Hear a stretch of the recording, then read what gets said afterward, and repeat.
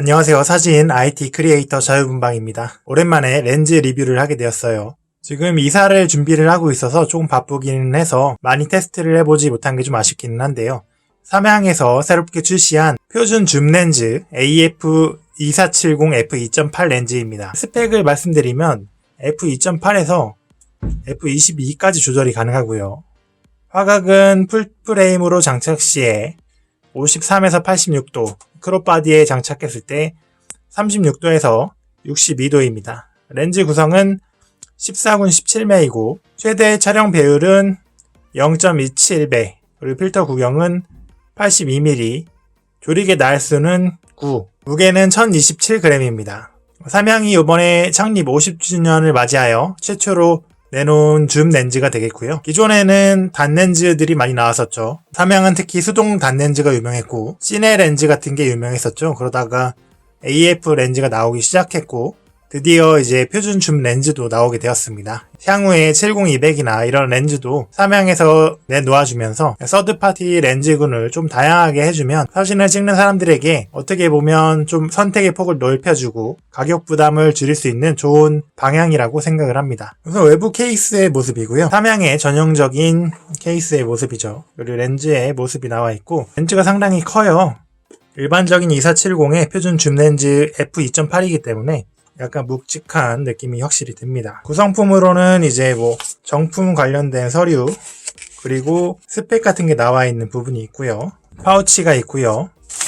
그리고 이렇게 본품이 있는데 후드와 렌즈 캡 그리고 렌즈 하단 캡 구성입니다. 아래쪽 열어봤을 때 모습이고요. 하단면에 이제 삼양이라고 적혀 있습니다. 그리고 상단부에 렌즈 캡을 제거하게 되면 82mm예요. 상당히 대구경 렌즈인데 후드를 뺐을 때 이러한 형태로 되어 있습니다. 예전에 다른 단렌즈를 사용할 때도 그렇고 삼양은 거의 대구경 렌즈보다는 그렇게 구경이 크지 않는 렌즈들이 많았는데 아무래도 이게 470의 f2.8이다 보니 상당히 큰 사이즈의 후드도 크다고 볼 수가 있겠습니다. 여러가지 조합으로 마운트를 해봤는데 A7C와 같은 바디에 장착을 했을 때는 약간 언밸런스한 느낌이 들었고요. 그 다음에 이렇게 A7 M3와 같은 바디가 사용하기에는 상당히 괜찮은 조합을 보여주고 있습니다. 약간 큰 사이즈라고 느껴질 수 있는데 밸런스가 안 맞는다고 생각하시면 이 하단부에 아래 플레이트를 넣어주시거나 아니면 L 플레이트를 장착을 해서 사용을 하면 딱 규격이 괜찮을 것 같습니다. 저는 개인적으로 후드를 잘 사용하지는 않는 편이라서 여기에 필터만 장착을 해서 잠깐 사용을 해봤어요. 경통이 얼마나 나오는지 먼저 보도록 하겠습니다. 네, 여기가 70mm고요. 35mm, 24mm입니다. 아무래도 줌 렌즈이다 보니까 영상 같은 거 촬영할 때 괜찮을 것 같고요. 삼양 특유의 렌즈 구성에 이 빨간 띠가 들어간 삼양 렌즈의 특징을 보여주고 있습니다. 금속 재질로 되어 있기 때문에 아무래도 먼지에 대한 지저분해지는 건 막을 수도 있겠지만 사용을 하다 보면 이제 기스 같은 거에는 약간 취약할 수 있겠고요. 그 다음 특징이라고 보여드릴 수 있는 부분은 측면에 커스텀 모드 1, 2가 있다는 겁니다. 최단 초점 거리는 35cm 정도가 됩니다. 35면은 그래도 괜찮은 초점 거리이고요. 약간은 광각 구간에서 물체를 가까이 하고 촬영을 하기에 괜찮은 것 같습니다. 물론 더 가까운 렌즈들도 있지만 더 먼 렌즈들도 있어요. 같은 렌즈 구성에서 이 정도면은 충분히 밸런스 있고 괜찮은 렌즈 조합이라고 생각이 듭니다. 전체적인 조합이나 밸런스로 봤을 때 무게를 크게 부담이 된다고 느껴지지는 않았어요. 들고 다니면서 촬영을 할 때 약간 묵직한 느낌이 들기는 하지만 예전에 나왔던 2470 렌즈들을 떠올려 보면 미러리스의 이런 조합이 나온 것 자체가 카메라 렌즈와 바디도 점점 발전을 하고 있다는 느낌을 들게 해주었습니다. 네, 측면에서 봤을 때의 모습이고요. 뒷갈라짐 같은 경우에 상당히 깔끔하고 날카롭게 갈라지는 모습을 확인할 수 있었습니다. 그리고 서드파티 렌즈군 중에서는 이제 방진, 방적이 제대로 안 되어 있는 경우가 많은데 이 렌즈 같은 경우에는 웨더 실링 설계를 통해서 7곳의 방진, 방습 설계를 해놓았다고 해요. 렌즈 외관적인 부분을 보여드렸으니 이제 제가 촬영한 사진들을 보여드리면서 다시 한번 설명을 드리도록 하겠습니다. 네, 삼양 렌즈로 촬영한 이미지들 보여드리도록 하겠습니다. 우선은 빛갈라짐에 대해 궁금하실 것 같아서 이 이미지를 가져와 봤습니다. 지금 보시면 F13에서 가장 날카롭게 지금 빛갈라짐이 나오고 있고요. 개인적으로 미러리스 사용할 때는 먼지 유입 때문에 조리개 값을 많이 안 올리려고 하는 편입니다. 그렇기 때문에 F13에서 이 정도 조리개 값이 나온다면 충분히 야경 사진으로 사용을 하기에도 문제가 없다고 생각이 듭니다. 그리고 이미지들 지금 보여드리게 되면 물론 야간임을 감안을 하고 보시면 좋을 것 같아요.